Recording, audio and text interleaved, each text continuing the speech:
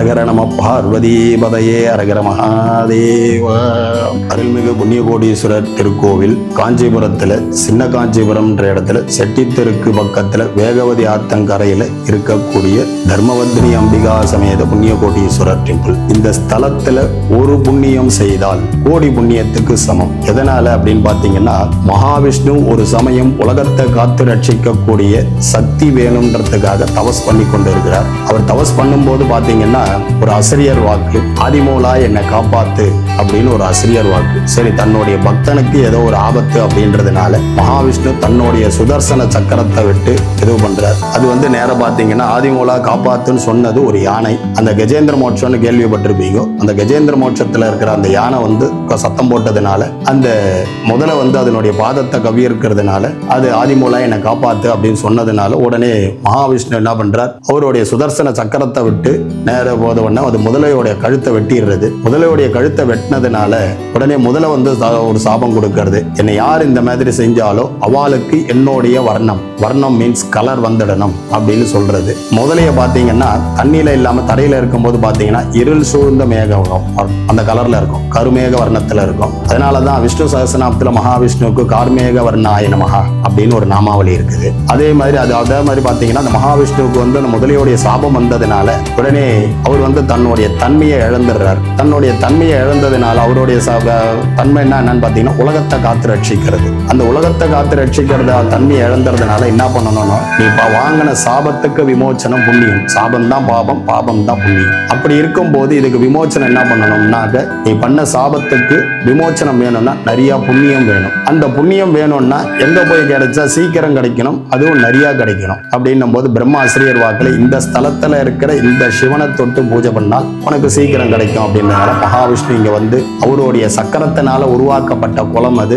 இங்க எழுத்தாப்புல இருக்குது. அந்த குளம் பாத்தீங்கன்னா குளத்துக்கு பெயர் சக்கர தீர்த்தம். டெய்லி மகாவிஷ்ணு இங்க வரம்தான்னு டெய்லி 1000 தாமரையினால பூஜை பண்றார். உடனே சுவாமி அவருக்கு காட்சி கொடுத்து வரம்தான்றதுனால அவருக்கு வரதராஜன் பேர், இங்க இருக்கிற வரதராஜ பெருமாளுக்கு. அதே மாதிரி சுவாமி அவருக்கு காட்சி கொடுத்து, நீ பண்ண பாபங்கள் எல்லாம் போயிடுச்சு, இனிமே நீ புண்ணியவான். அதே சமயத்துல நீ இன்னுமே ஏதாவது பாவங்கள் பண்ணாலும் அது உன்னை அண்டக்கூடாது அப்படின்றதுக்காக அவருக்கு ஒரு விமானம் கொடுக்கிறார். அதனாலதான் இன்னைக்கு வரதராஜ பெருமா கோவில்ல மூலவர் விக்கிரகத்துக்கு மேல கர்ப்ப கிரகத்துக்கு மேல இருக்கிற விமானத்துக்கு பெயர் புண்ணியகோட்டி விமானம்னு பேரு. அதே மாதிரி இந்த ஸ்தலத்துல பாத்தீங்கன்னா பீடம் புண்ணியகோட்டி பீடம், விமானம் கோடி விமானம். அதே மாதிரி அங்க இருக்கிறது பாத்தீங்கன்னா புண்ணியகோட்டி விமானம். வரதருக்கு பெயரே பாத்தீங்கன்னா புண்ணியகோட்டி வரதர் தான் அந்த காலத்துல பெயர். அங்க பாத்தீங்கன்னா ஒரு தர்மம் செய்தால், ஒரு புண்ணியம் செய்தால் கோடி புண்ணியத்துக்கு சமம். உதாரணத்துக்கு ஒரு மனுஷனுக்கு 14 ஜென்மத்துல எந்த ஜென்மத்துல எப்போ பாவங்கள் செஞ்சிருந்தாலும் சாபங்கள் இருந்தாலும் அந்த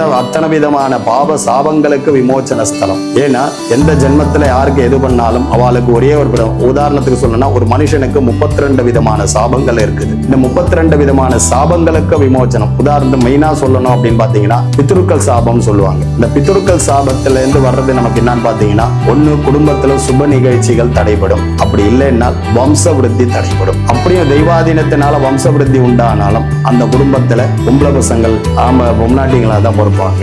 ஏன்னா பொம்நாட்டிங்கள் ஒரு குடும்பத்துல பிறந்து இன்னொரு இடத்துக்கு வாக்கப்பட்டு போயிடுவாங்க. ஆண் வாரிசு வேணும் அப்படின்னாக்க அப்படியும் தெய்வாதீனத்தினால ஒரு ஆண் வாரிசு இருந்ததுனால், பெரிவாளுடைய சாபம் இருந்ததுனால் ஆண் வாரிசு பிறக்காது. அப்படியும் பிறந்தால் இது எல்லாமே பாத்தீங்கன்னா பெரிவாளுடைய சாபம், மாத்ரு சாபம், பித்ரு சாபம், இந்த மாதிரி 32 விதமான சாபங்கள் இருக்குது. இந்த சாப விமோச்சனத்துக்கெல்லாம் பாத்தீங்கன்னா இங்க புண்ணியகோடீஸ்வரர்கிட்ட வந்தீங்கன்னா உங்களுக்கு 7 ஜென்மத்துல எந்த பாபங்கள் சாபங்கள் இருந்தாலும் விமோச்சனம் கொடுக்கக்கூடிய ஸ்தலம். இந்த ஸ்தலத்துல வந்தீங்கன்னா வம்ச விருத்தி கொடுக்கிறது. அதே மாதிரி முன்னோர்கள் பாத்தீங்கன்னா சிசுவதம் பண்ணுவாங்க. இன்னைக்கு நிறைய பேர், ஒரு காலத்துல பாத்தீங்கன்னா எல்லாரும் குழந்தை வேண்டான்னு மருத்துவமனைக்கு போயிட்டு இருந்தாங்க. இன்னைக்கு எல்லாரும் குழந்தை வேணும்னு மருத்துவமனைக்கு போயிட்டு இருக்காங்க. அந்த மாதிரியான வரங்கள் கொடுத்து உங்களுக்கு வம்ச விருத்தியும் கொடுத்து ஒரு மனுஷனுக்கு புண்ணியம்ன்ற ஒரு பொருள் இருந்ததுனால் அவனுக்கு மனசுல நிம்மதி வந்துடும். நிம்மதி வந்தால் உடம்புல பலம் வந்துடும். உடம்புல பலம் வந்ததுனால் வாழ்க்கையில உயர்வு வரும். வாழ்க்கையில உயர்வு வந்தால் சீரும் சிறப்பமாக இருக்கலாம். இந்த கோவில்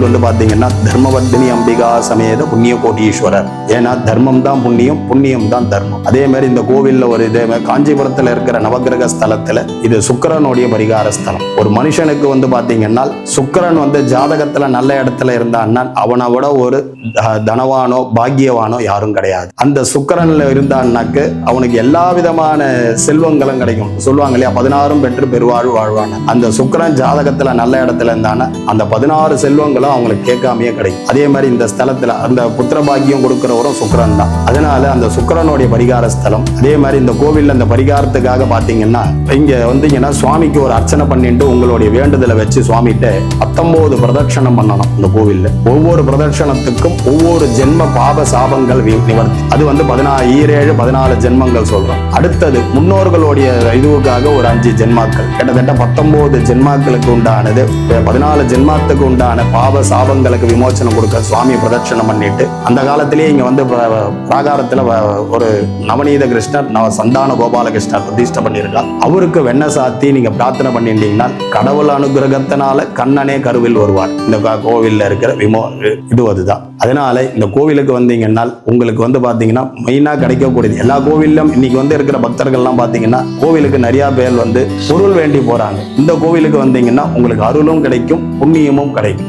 அதனாலதான் இந்த கோவிலோடைய சிறப்பு. அதனால எல்லாரும் வாங்க, இந்த ஜென்மத்துக்கு உண்டான புண்ணியத்தை சேர்த்துங்க. புண்ணியம் இருந்ததுனால் உங்களுக்கு வம்சவிருத்தி கிடைக்கும். வம்சவிருத்தி கிடைச்சால் உங்களுக்கு ஆன்ம சாந்தி கிடைக்கும். அடுத்தது பாத்தீங்கன்னா இந்த ஸ்தலத்துல உங்களுக்கு எப்படி கோடி புண்ணியம் அப்படின்னு பாத்தீங்கன்னா ஒவ்வொரு இடத்துக்கும் ஒவ்வொரு வேல்வேஷன் உண்டு. இந்த வேல்வேஷன் அப்படின்னு பாத்தீங்கன்னா உதாரணத்துக்கு நீங்க வந்து வீட்டுல உட்கார்ந்து பூஜை பண்றீங்க அப்படின்னு பாத்தீங்கன்னா இன்னைக்கு வந்து உங்களுக்கு சௌகரியம் இருக்குது. அதனால ஒரு வெள்ளியில மனக்கட்டை பண்ணிக்கிறாங்க, ஆசனம் பண்ணிக்கிறாங்க, இன்னைக்கு மேட்டு உள்ளன் வெல்வெட் அதெல்லாம் வச்சுக்கிறாங்க. அந்த காலத்துல நம்ம முன்னோர்கள் வந்து பாத்தீங்கன்னா ஆசன பலகைன்னு ஒண்ணு செய்வாங்க, மனக்கட்டைன்னு சொல்லுவாங்க. இந்த மனக்கட்டை வந்து பாத்தீங்கன்னா வெறும் மாமரத்தினாலையும் பலாமரத்தினாலையும் ஆக்கப்பட்ட மனக்கட்டையா இருக்கும். ஏன்னா இந்த மாமரத்துல வந்து பாத்தீங்கன்னா உட்கார்ந்து ஒரு ஜபம், மெடிடேஷன், பூஜைகள் இதெல்லாம் பண்ணா 1 பண்ணா 10 பண்ண பலன் கிடைக்கும். ஏன் வீட்டுல அதே மாதிரி ஒரு பூஜை, பண்டிகைகள், நல்லது கெட்டது எது செய்யறதா இருந்தாலும் வாசல்ல மாயலை கொத்து செய்யறோம், மாயலை கொத்து வைக்கிறோம். இந்த மாயலை கொத்து எதுக்கு வைக்கிறோம் அப்படின்னு பாத்தீங்கன்னா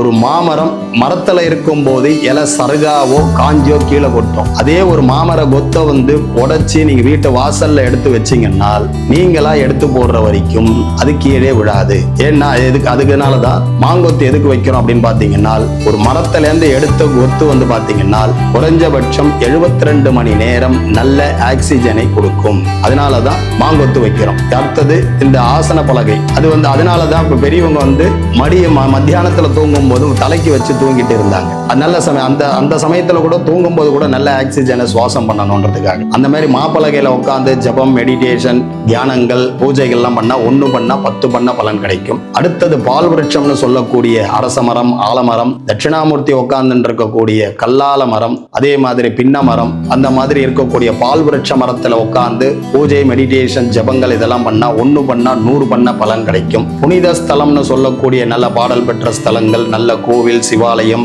வைணவ ஆலயம், சமுத்திரக்கரை, நதிக்கரை, இந்த மாதிரி இடத்துல எல்லாம் பண்ணீங்கன்னா 1 பண்ணா 1000 பண்ண பலன் கிடைக்கும். அதே மாதிரி மாட்டு தொழுவம்னு சொல்லக்கூடிய கோசாலை, இந்த கோசாலையில போயிட்டு ஒரு ஜபங்களோ, மெடிடேஷன்களோ, தானங்களோ, தர்மங்களோ எது செஞ்சாலும் 1 பண்ணா 1,00,000 பண்ண பலன் கிடைக்கும். அதே மாதிரி இந்த ஸ்தலத்துல இங்க இருக்கிற பீடத்தை இதுவா வச்சு இந்த பீடத்துல சுவாமி இருக்கிற புண்ணியகோடி பீடத்துல நீங்க இருக்கிற ஒரே ஒரு விஷயங்கள், இங்க இருக்கிற தான தர்மங்கள், ஜபங்கள், பூஜைகள், மெடிடேஷன் எது பண்ணாலும் 1 பண்ணால் கோடி பண்ண பலன் கிடைக்கும். ஒரு மனுஷன்கிட்ட போயிட்டு 1 வேணுமா கோடி வேணுமான்னு கேட்டா எல்லாருமே கோடி தான் வேணும்னு. அதே மாதிரி இந்த ஸ்தலத்துல வந்து பாத்தீங்கன்னா உங்களுக்கு எந்த ஒரு தான தர்மங்கள் செஞ்சால் கோடி விதமான புண்ணியம் கிடைக்கும், கோடி புண்ணியம் கிடைக்கும். இப்ப தான தர்மம்ன்றது எப்படின்னு பாத்தீங்கன்னா கர்ணனை உதாரணமா எடுத்துக்கலாம். கர்ணன் வந்து பாத்தீங்கன்னா அர்ஜுனன் அம்பு விட்டா மார்பிள பாஞ்செடுத்து உடனே முதல் 2 அம்பு விட்ட உடனே மார்பிள பாஞ்செடுத்து அவனால எதுவும் பண்ண முடியல. உடனே மேல அம்பு விட்டுக்கிட்டே இருக்கான். தர்ம தேவதை வந்து அவனை காப்பாத்துறான். அவன் மேல விழற அம்பெல்லாம் வந்து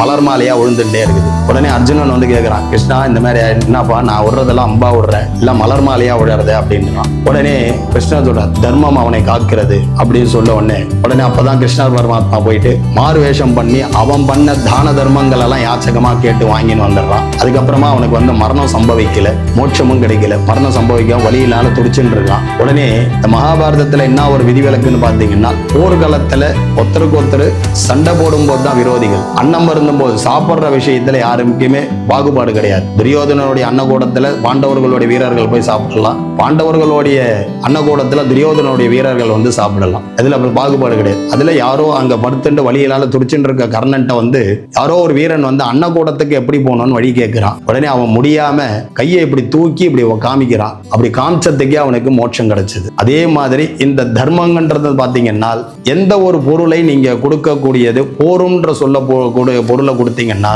அதுதான் தர்மம்ன்றது. அதனாலதான் அந்த காலத்துல எது உங்களுக்கு போரும்ன்ற சொல்லக்கூடிய பொருள் பாத்தீங்கன்னா அன்னம் ஒன்றுதான் உங்களுக்கு போரும்ன்ற சொல்லக்கூடிய வரும். அதனாலதான் அந்த காலத்துல ஒரு பழமொழி சொல்லுவாங்க, வாய் வாழ்த்தாட்டாலும் வயிறு வாழ்த்தணும். வயிறு நிறைய சாப்பாடு போட்டீங்கன்னா அவன் ஏப்பம் விடுறான் பாரு, அந்த ஏப்பம் தான் உங்களுக்கு வாழ். அப்போ 100 பேருக்கு சாப்பாடு போட்டீங்கன்னா 100 பேர் ஏப்பம் விட்டாங்கன்னா 100 பேர். அதே 100 பேருக்கு இந்த ஸ்தலத்துல அன்னதானம் பண்ணீங்கன்னா கோடான கோடி பேர் வாழ்த்தின பலன் கிடைக்கும். கூடவே ஆண்டவனும் அருள் செய்வார். அரகர நம பார்வதி பதையே அரகர மகாதேவ.